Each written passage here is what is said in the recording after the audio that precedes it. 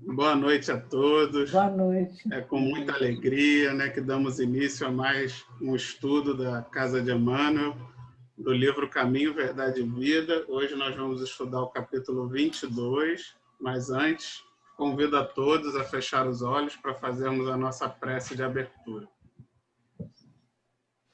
Obrigado, Pai amado, por essa oportunidade divina, por esse grupo de amigos aqui reunidos, por essa oportunidade maravilhosa de estudo para o nosso crescimento, para a nossa evolução, que os nossos espíritos mentores possam estar ajudando a limpar a nossa mente, nossa alma das más vibrações que acumulamos durante o nosso dia a dia, para estarmos como um copo de água o mais limpo possível, para quando recebermos esse conhecimento do Mestre, de Jesus, dos bons espíritos, que ele não possa se perder na sujeira da nossa alma, que possamos absorver a maior parte e principalmente pôr em prática em nossas vidas. Que assim seja, e graças a Deus. Graças a Deus. Bem, hoje nós vamos estudar o capítulo 22, né, dando seguimento ao livro. Deixa eu compartilhar a tela aqui com vocês. Por que não está aparecendo? Aqui. Estão vendo? Uhum.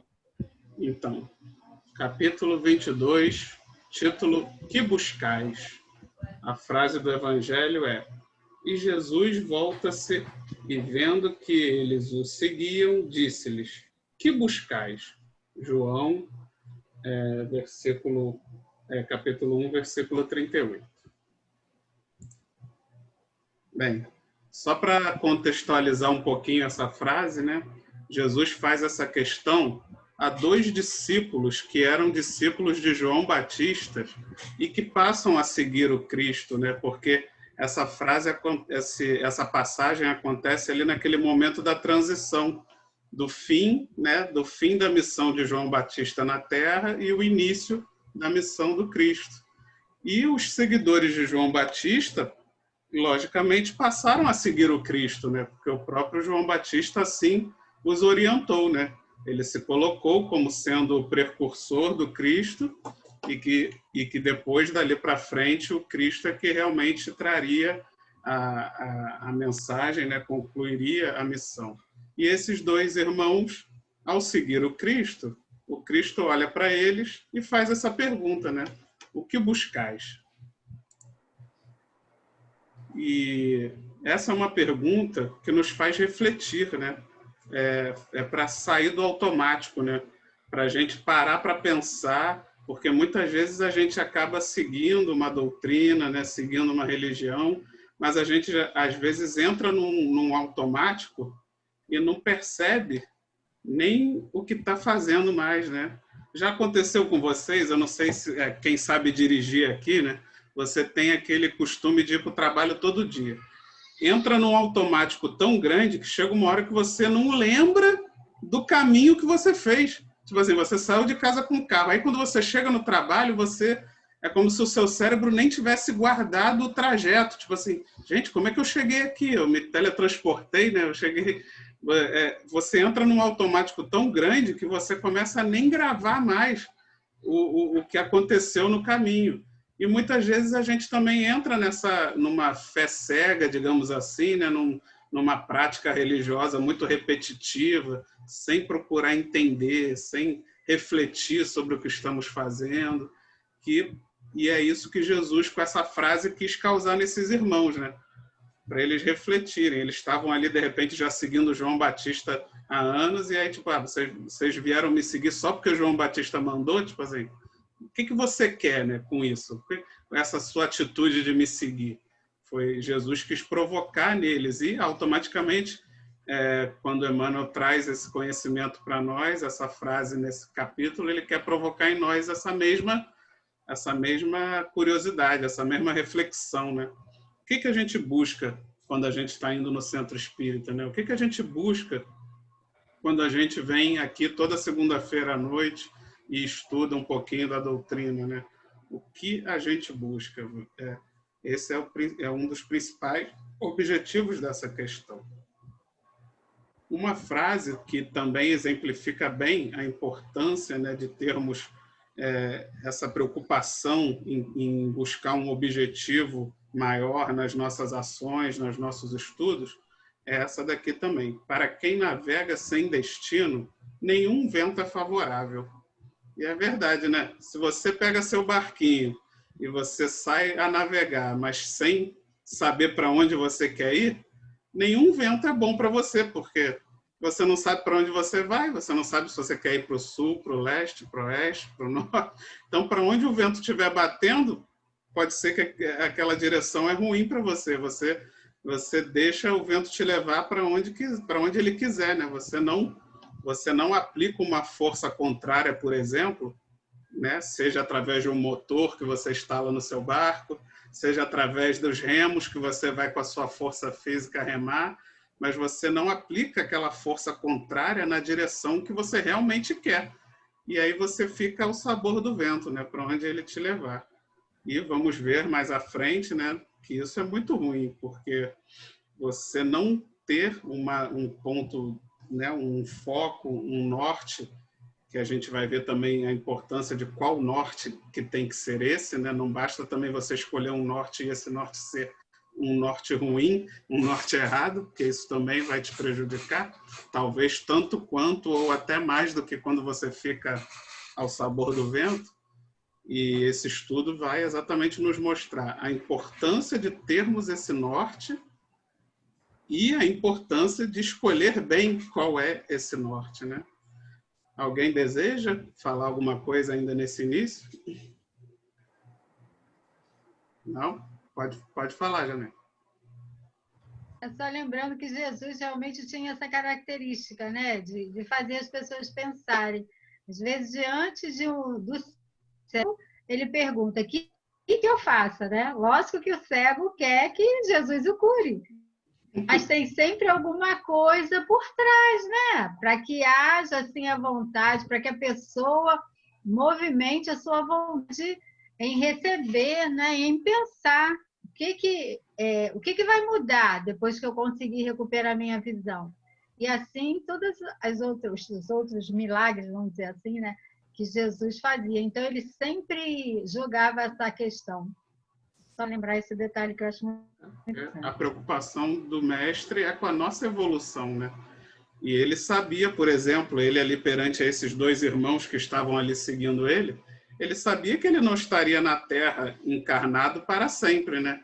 Então, é preciso que ele crie nos seus discípulos esse senso crítico, né?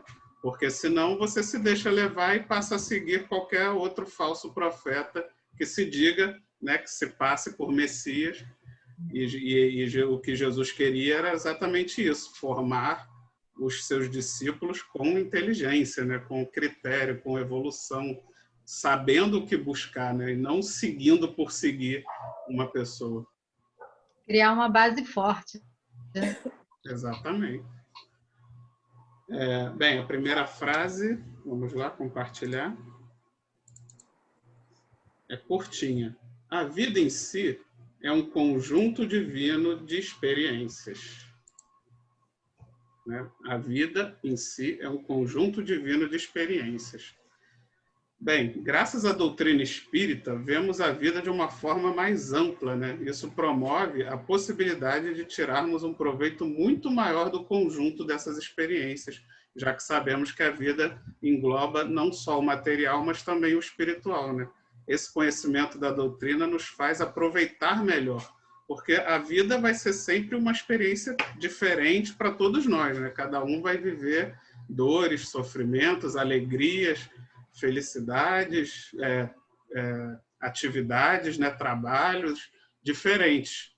Só que quando a gente tem também esse conhecimento espiritual, a gente já sabe, né? A gente já passa a ter a consciência de que o foco não tem que ser só nesse lado material, só no trabalho, só ganhar dinheiro, só galgar poder, né?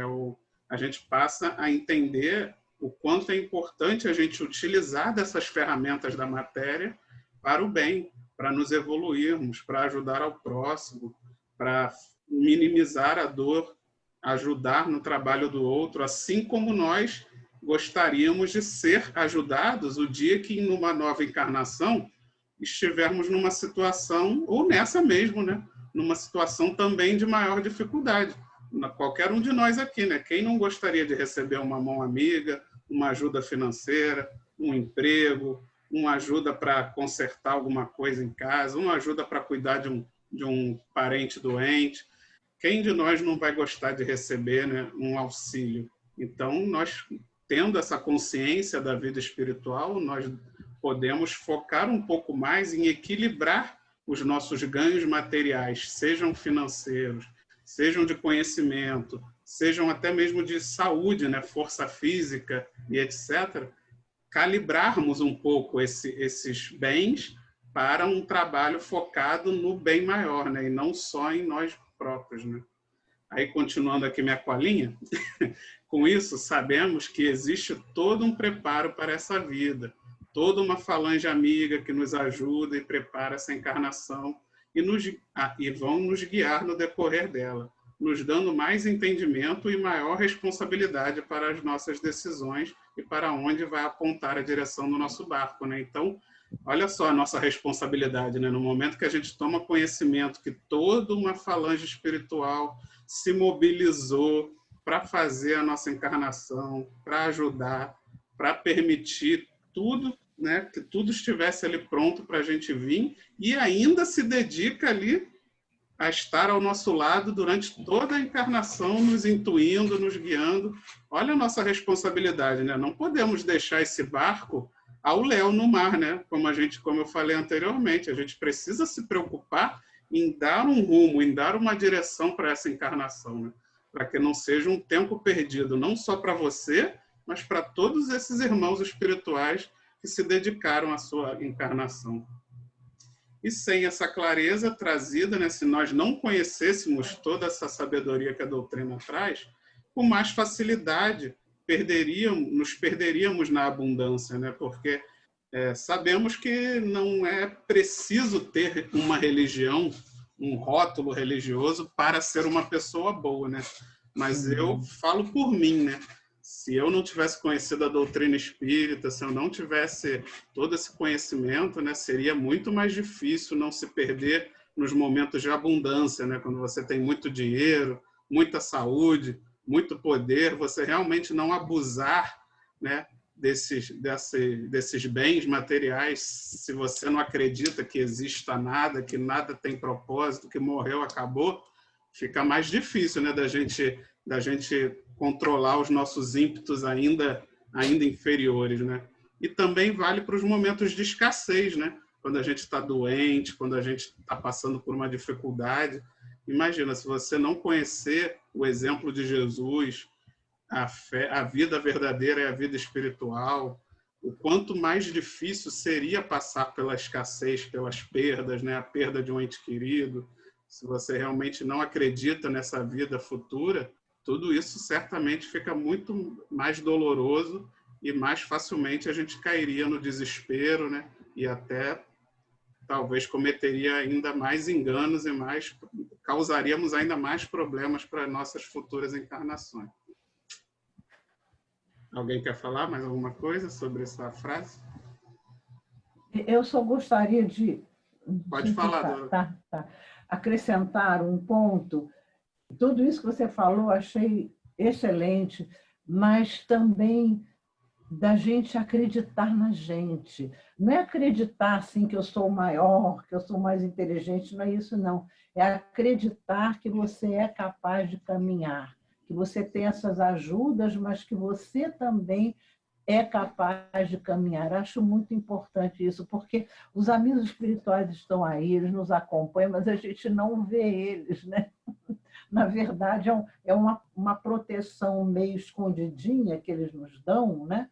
Nos momentos em que a gente precisa mais, eles dão e tal, estão sempre atentos, mas eu acho importante a gente confiar que a gente vai conseguir, mesmo que seja difícil, mesmo que haja um dia em que não deu nada certo, que foi difícil, Acordar no dia seguinte, acreditar que eu vou conseguir caminhar. É não desistir, porque a vida na matéria, ela traz muita frustração. A matéria chama para uma série de coisas e a gente embarca e a gente não consegue, aquilo vai frustrando a pessoa, né? Então, às vezes até você está com muita coisa boa dentro de você, mas o ambiente onde você está circulando está todo em hostilidade com você, não quer aceitar. Eu já passei por isso na minha vida, de não querer aceitar, as pessoas não querem aceitar, não querem ouvir e discordam. Mas não é discordar naquela coisa saudável como a gente vive aqui. Não, é discordar para marretar, marretar. Então, eu acho muito importante também a gente acreditar na gente, mas não acreditar num êxito maravilhoso, mas acreditar que a gente pode superar nossas dificuldades e sempre caminhar. Eu acho muito importante isso. Mesmo que seja um pouquinho, não faz mal, mas que a gente pode. Maravilha, Dorô. Janete, quer falar também? Bem pouquinho. Vocês já falaram tudo, mas de tudo que vocês falaram, né? A doutrina do norte é o nosso porto seguro, né?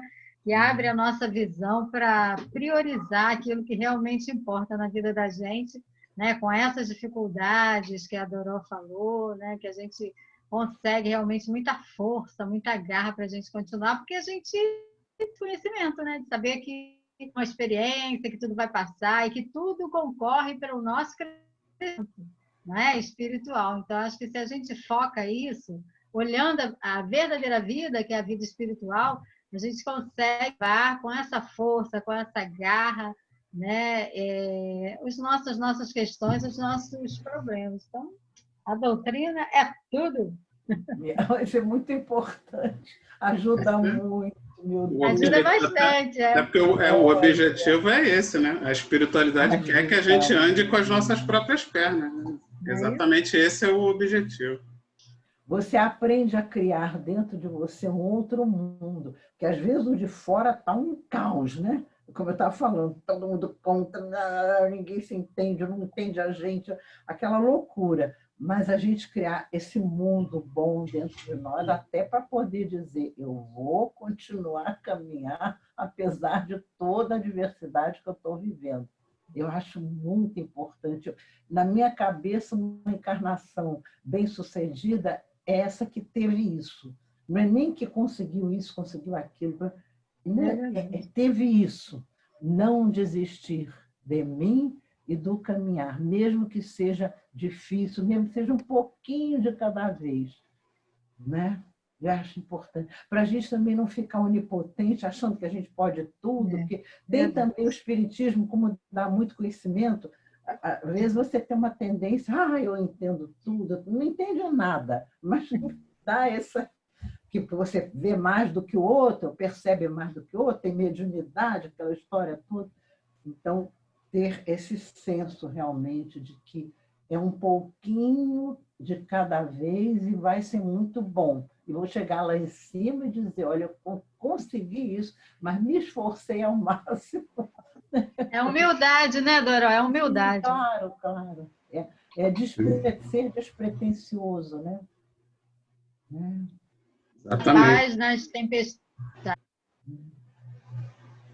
Temos que ter cuidado para a doutrina, porque como a doutrina espírita é extremamente racional e esclarecedora, às vezes ela, como a Dorothea falou, ela pode causar uma ânsia, uma culpa, uma vontade de você querer se tornar um espírito puro da noite para o dia, que você não vai ser capaz de se transformar e aquilo vai te gerar um sentimento de ansiedade desnecessário, né? Então é um passo de cada vez, né? Temos que se valorizar cada vez. Por isso que a doutrina vem lado a lado com o Evangelho do Cristo. Isso. A gente desenvolver essa humildade e esse amor. Exatamente. Se ficar só nessa racionalidade, a gente cai. Como ele fez, né? Pregou, depois foi crucificado, perdoou e lá seguiu o caminho dele. E está sempre atento a nós, né? Por isso é ciência, filosofia e religião. Isso. Né? Isso aí.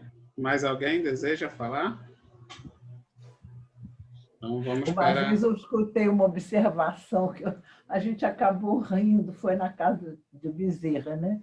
Dizendo que o umbral está cheio de espíritas que chegaram lá, mas como? Eu fiz isso, eu fiz aquilo, eu estudei, eu dei aula, mas e aí? E daí?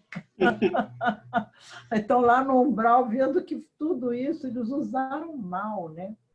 Cheio de Usaram religiosos em geral, incluindo os espíritos. Se acreditarem os cristos, e na verdade nós não somos o Cristo, né? A gente tá.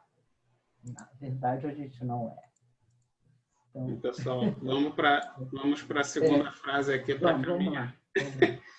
Cada existência isolada oferece ao homem o proveito de novos conhecimentos. A aquisição de valores religiosos, entretanto, é a mais importante de todas, em virtude de constituir o movimento de iluminação definitiva da alma para Deus. Então, esse aqui eu fiz uma cola grande para isso. A cada existência nos é oferecido a oportunidade de obtermos conhecimentos de diferentes áreas, né? Física, química, matemática, letra, biologia, esportes, etc. Porém, os valores morais, que são os responsáveis por nossa evolução na vida verdadeira, esse deve ser a meta em todas as encarnações, pois do que vale o conhecimento obtido se não for utilizado por esse bem maior, né? Então, é verdade, né? Do que adianta você ter todo o conhecimento do mundo, materialmente falando, se você usar isso só para você, né?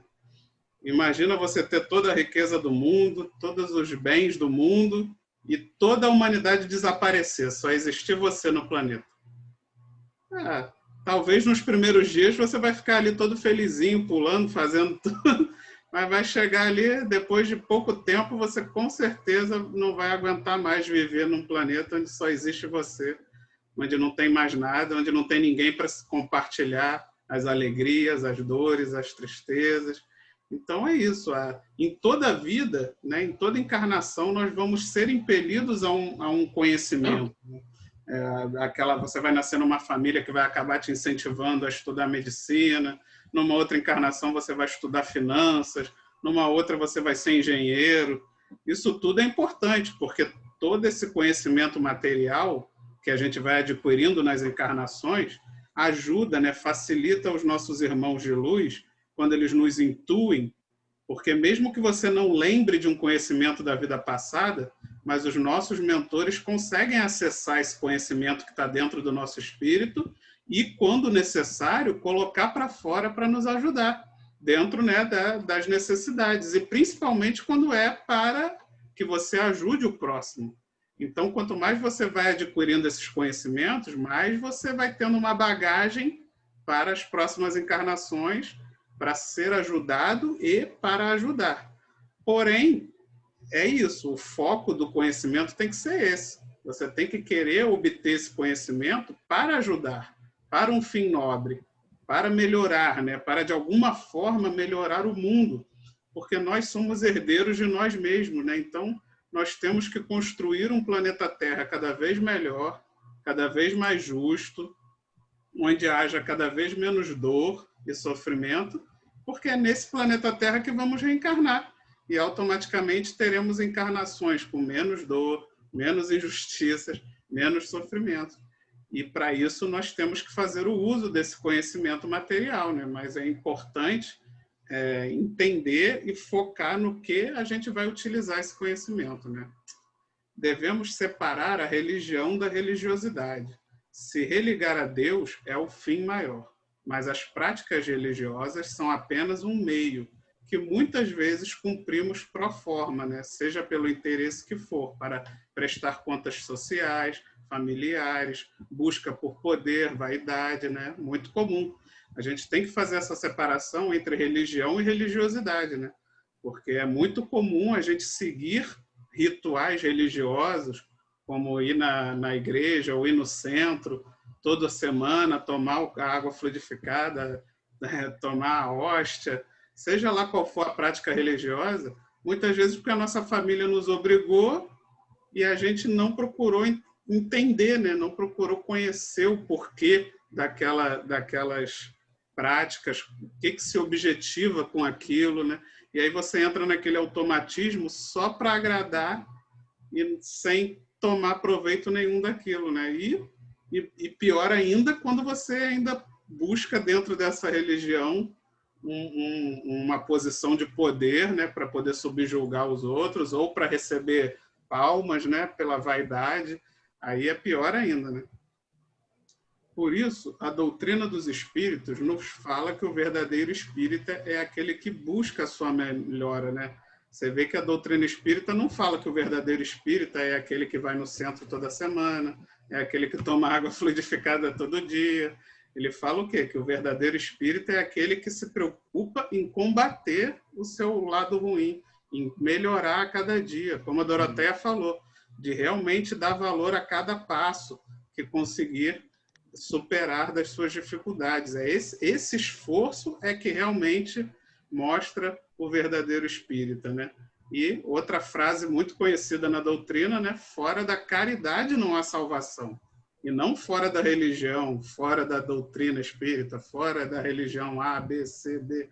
Não é o rótulo que vai te salvar. Não é a camisa que você está usando que vai te salvar. São as suas práticas, é o seu esforço no bem, é a sua verdadeira intenção é que vai valer.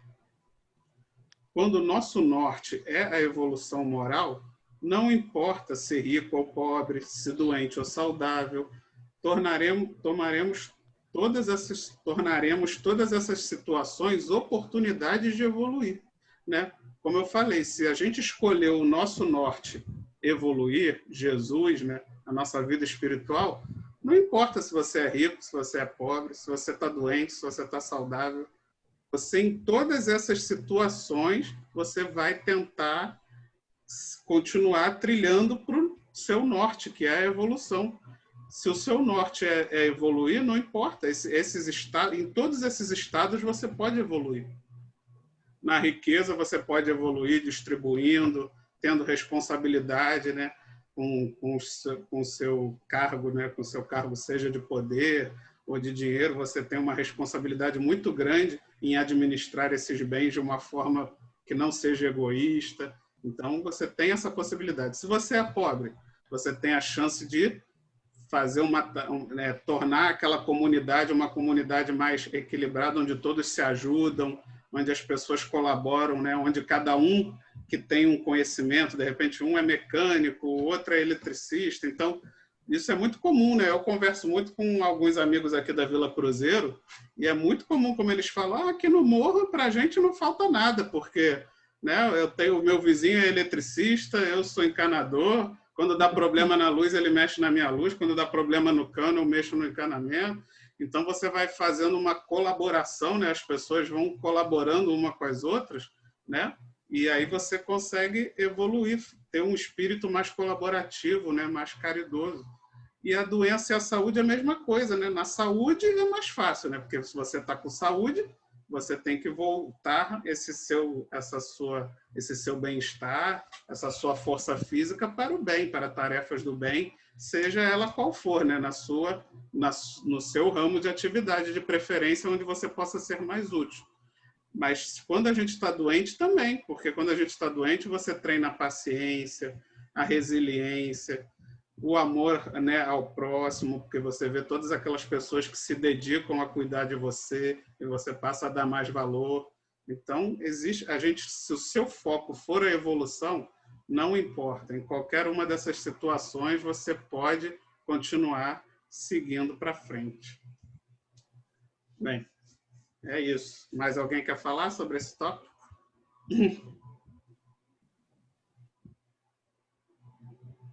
Ninguém? Então, vou ler mais um parágrafo aqui da minha cola. Ainda tem 4 minutos. Sendo assim, quando focamos no nosso norte, nos bens perecíveis da vida...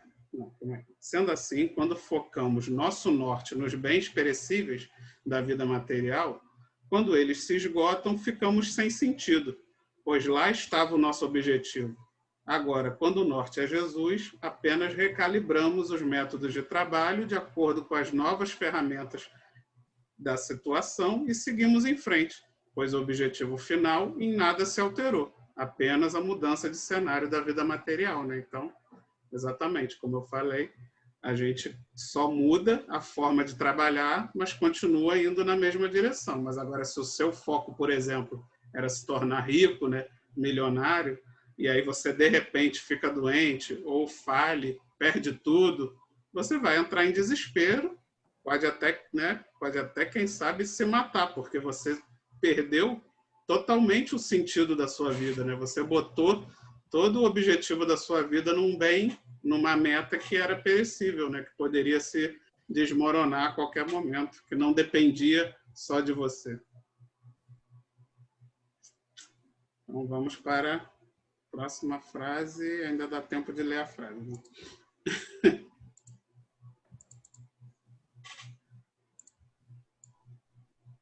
Os homens, contudo, estendem a esse departamento divino as suas viciações de sentimentos no jogo inferior dos interesses egoísticos, né? Exatamente, né? Nós misturamos nessa nossa busca material e transitória com os nossos fins espirituais, né? Nós ainda temos dificuldade de calibrar todas essas ferramentas que recebemos nessa encarnação, né? Todos os dons, né? Os dons, como diz a parábola, os talentos, quer dizer, todos os talentos que recebemos, ainda temos uma dificuldade grande em conseguir fazer esse equilíbrio, né? Do uso dos talentos para esse fim maior, né? Criamos muitas vezes necessidades, damos desculpas, né? A gente, se eu tivesse mais dinheiro, eu podia ajudar mais.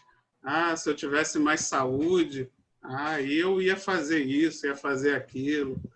Se eu tivesse mais tempo, aí sim eu ia fazer. Se eu ganhar na loteria, aí sim eu vou ajudar todo mundo. E a gente vai dando essas desculpas, vai empurrando com a barriga, deixando muitas vezes de cumprir com a nossa parte, como eu falei anteriormente, que independe de todas essas coisas, né? Até fazendo um link mais uma vez com o que a Doroteia falou, a gente não tem que pensar que vai fazer coisas grandiosas, porque essas coisas grandiosas vão ter valor, vão ter um valor maior na espiritualidade. Não tem nada a ver. Às vezes as coisas pequeninas é que têm muito mais valor, porque elas têm muito mais sacrifício, né? Aí foi o que você falou, você vai ajudar todo mundo, mas porque você ganhou na loteria. Não teve sacrifício nenhum. Você ganhou um dinheirama que caiu do céu no seu colo, que você não teve esforço nenhum para ganhar aquele dinheiro. E tudo bem, legal. Você fez a caridade, distribuiu para um monte de gente que precisava. Beleza. Digamos assim, o seu maior sacrifício foi o desapego, né? Mas o esforço, né? Aquele dinheiro não era seu. Você não fez esforço nenhum para ter aquele dinheiro. Então, não teve um sacrifício real, não teve um trabalho, né? Não teve realmente uma contrapartida laboriosa. Então, às vezes é o óbolo da viúva, né? Aquele 1 centavinho que ela jogou no gasofilaço tem muito mais valor do que o seu prêmio da loteria, porque aquele 1 centavo foi fruto do trabalho, do esforço, e ainda por cima ia